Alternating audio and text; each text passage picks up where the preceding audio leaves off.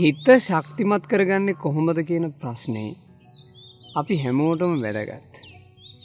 මොකද ඇඟ කොච්චර ශක්තිමත්ව තිබ්බත් හිත ශක්තිමත් නැත්තම් ජීවිත ඉක්මනට බිඳ වැටෙනවා. ODC, overthinking, stress වගේ තත්ත්ව බලවත් වෙනවා.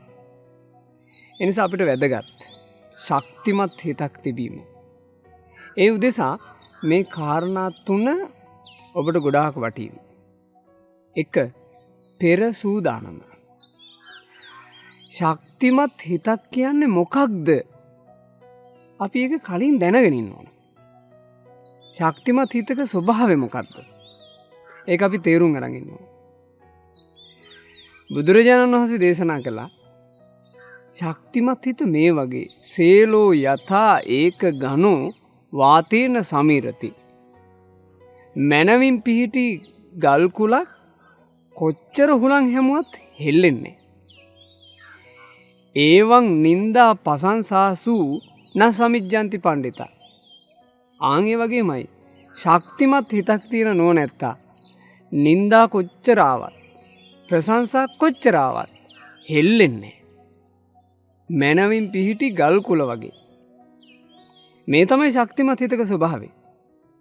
මේ ලෝකේ අපේ ජීවිතේට එන්න තියෙන ලෝක ධර්ම තියෙනවා. ඔබ අහලා තියෙනවා.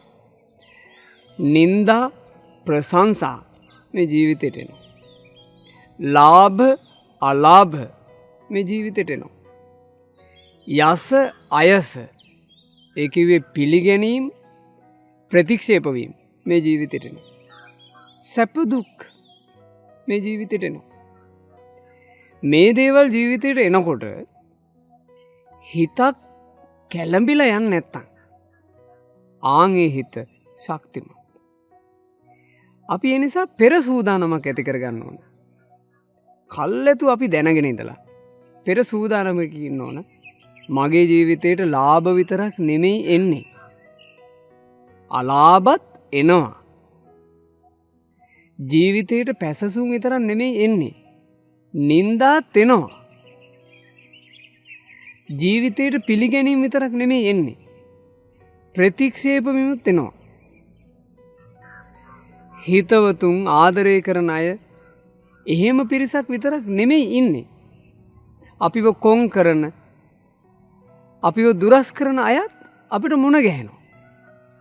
ආන් එහෙම අපි කල්ැතුව දැනන් ඉන්න ඕන. මේ විදිහේ දේවල් වෙනවා මේ ජීවිතේට. සැප විතරක් නෙමෙයි එන්නේ. දුකත් එනවා. ආන් එහෙම දැනන් ඉන්න ඕන අපි. ඒ තමයි පෙර සූදානම.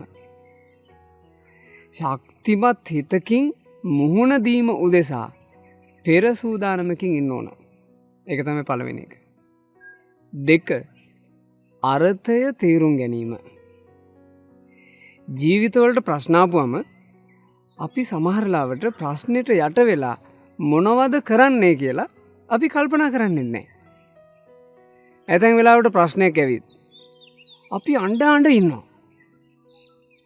අඬනවා ඇරෙන්න අපේ කල්පනාවක් නෑ දැන් මේක ඇඬුවා කියලා විසඳෙයිද? අපිට කල්පනාවක් නෑ. අපි එක්කෝ අපේ ප්‍රශ්නේ සමාජ මාධ්‍යවල එක පෝස්ට් විදිහට දදා ඉන්නවා. හැමදාම දිනපතා පෝස්ට් හදාද දානවා තමන්ගේ ප්‍රශ්නේ. අපිට කල්පනාවක් නෑ දැන් මෙහෙම පෝස්ට් දදා ඉඳලා මේකෙන් මට විසඳුමක් තියෙයිද? හම්බෙන කෙනාට ප්‍රශ්න කී ඉන්නවා. අපි කල්පනා කරන්නේ මන් දැන් මෙහෙම කර ඉඳලා මගේ ප්‍රශ්නේ විසඳෙයිද? ගොඩාක් අයගේ හිත බිඳ වැටෙන්න තියෙන ප්‍රධානතම හේතුව අර්ථය කල්පනා නොකිරීම.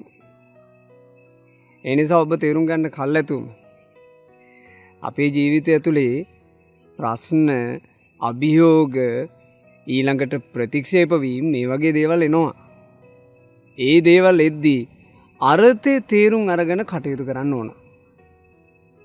මං මේ වෙලාවේ කළ යුත්තේ මොකද්ද? මේ කරන දේ තේරුමක් ඇති දෙයක්ද? ආන් එහෙම කල්පනා කරන්න ඕන. නැත්තම් ප්‍රශ්න තියෙන කාලේ අපි තේරුමක් නැති දේවල් කරන්න ගිහිල්ලා ආපු ප්‍රශ්නෙට වඩා බලවත් ප්‍රශ්නයක් අපි හදාගන්නවා. ඒ දේවල් වලට තමයි ඕවර් තින්කින්, ස්ට්‍රෙස්, ඔය නොයෙක් විදිහේ තත්ත්වයන් බවට පත් වෙන්නේ ආන් ඒ දේවල්. ඇයි අපි ඒ වෙලාවේ කළ යුතු දේ නෙමෙයි කරන්නේ.